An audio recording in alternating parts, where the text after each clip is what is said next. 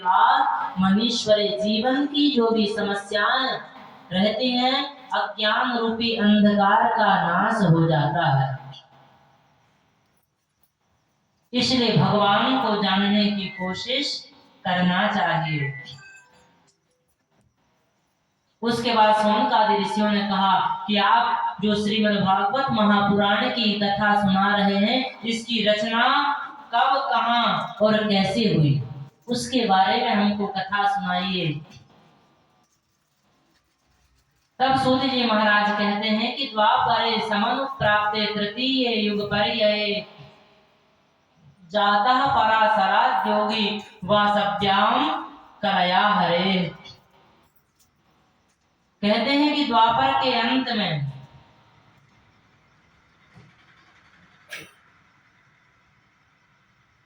श्री वेदव्यास जी महाराज चिंतन करने लग गए। कैसा कि मंदा सुमंद मतयो मंद भाग्याधिपद्रुता। कलयुग में लोगों की बुद्धि भी मंद है और भाग्य भी मंद है। तो कलयुग में लोगों का कल्याण कैसे होगा,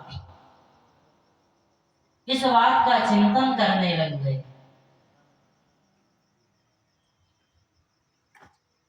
मंदा सुमंद मतयो मंद भाग्याधिपद्रुता। लोगों का कलयुग में कल्याण कैसे होगा। तो वेदव्यास जी ने एक वेद के 4 विभाग किए, इसलिए इनका नाम पड़ गया वेदव्यास। उसके बाद पंचम वेद के रूप में महाभारत को लिखा और उसके बाद एक एक करके 17 पुराणों की रचना की। उसके बाद भी इनके मन में शांति नहीं मिली। उसके बाद नारद जी आते हैं श्री वेदव्यास जी के पास और नारद जी ने वेदव्यास जी को श्रीमद्भागवत कथा लिखने की प्रेरणा की।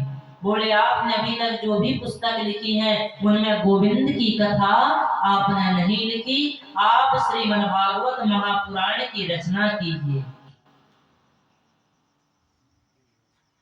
पाराशर्य महाभागा भवतः कच्चिदात्मना परितुष्यति शारीरा आत्मा मानस एव वाक्।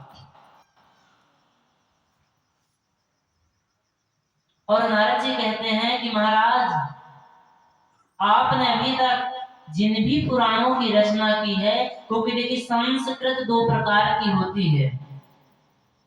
एक संस्कृत लौकिक संस्कृत होती है और दूसरी संस्कृत वैदिक संस्कृति होती है।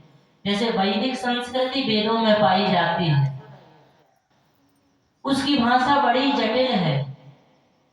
हर किसी को वेद का अर्थ लगा पाना महाराज बड़ा कठिन है, क्योंकि वेदों में बड़े गूढ़ गूढ़ शब्द दिए हैं। जैसे इखेत मोर्जेत वावस्था देवो वाहा। अब इसका अर्थ लगा पाना बहुत कठिन है। तो वेदव्यास जी, आपने जो वेदों में जिस भाषा का प्रयोग किया है वो बड़ी कठिन है, उसका अर्थ लगा पाना भी कलयुग के प्राणियों के बस की बात नहीं है। इसलिए आप सरल भाषा में कुछ लिखिए ताकि लोगों को कलयुग में समझ में आए।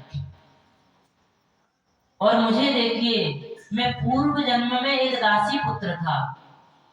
अहम पुरातीत भवे भवम मुने दास्यास्तु कास्याश्चन वेदवादिनां निरूपितो वा लक एव योगिनां शुश्रूषणे प्रावृषि निर्विवेक्षताम्। नारद जी कहते हैं, मैं पूर्व जन्म में एक दासी पुत्र था, लेकिन संतों की कृपा से